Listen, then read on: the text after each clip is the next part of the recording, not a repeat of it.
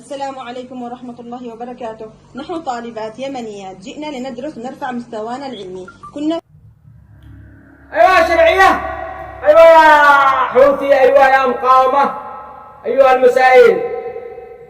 على كيف أخواتنا بالسودان جالسات أسيرات، لا أكل لا شرب لا أي حاجة، سارين يطلبون العلم. على كيف؟ حرام ما نبقي واحد اسود الا نلفلفه الا للطق. اقسم برب الكعبه قال انا قدك. هذا اول واحد عليه. حرام ان احنا ما نبقي واحد منهم. خليكم عاقلين وخرجوا حقنا. اين هذا وزير الخارجيه مجري وصير والرئيس جدتي هذا يطالبوا الان يطالبوا، ولا قسما برب الكون ما نحمل لكم الا كارثه من اللي تخليها تطرح الحرب العالميه. ما يوقع الا الفلاف الا من طرف نسوان. اقول الله نسوان عار داخل السودان. اين الناس؟ اين رئيس الوزراء؟ اينك يا عليمي؟ اينك يا شرعيه؟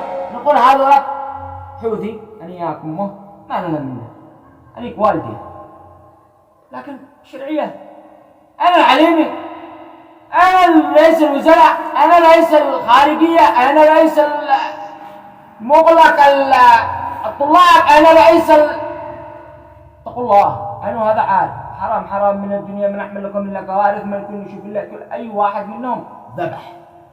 هكذا لما تخربون نخلي أمها حرب عالمية بعدين. يلا أدوه موقع الإفلاف من طرف خربوا أصحابنا اللي بالسودان. اليمنيين لا تهينوش. رسالة هذه للعليمي وللشرعية ولمن كان له مسؤول يد في هذه الدولة يخربوا أخواتنا وأخواننا اللي بداخل السودان. حرب عيدين جوع، غلطكم الله يشردوهم. قلوا ما ناقص احنا الا هذا يتبهدل لنا عند الناس عند دول الغرب.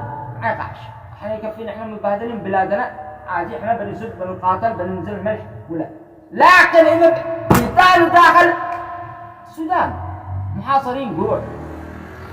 اسمعوا ذوك المقطع وانتم تشترون، سمعتموه وتشحروا كيفهم داخل بيت حبسوهم وهذا خرجوهم.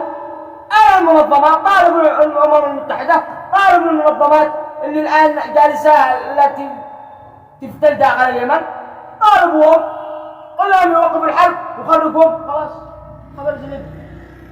ليش عليكم هكذا اللي تحسدوا تخلوا الناس يتبهدلوا هناك؟ عينوا هذا حرام من الدنيا ما نبقي واحد منهم.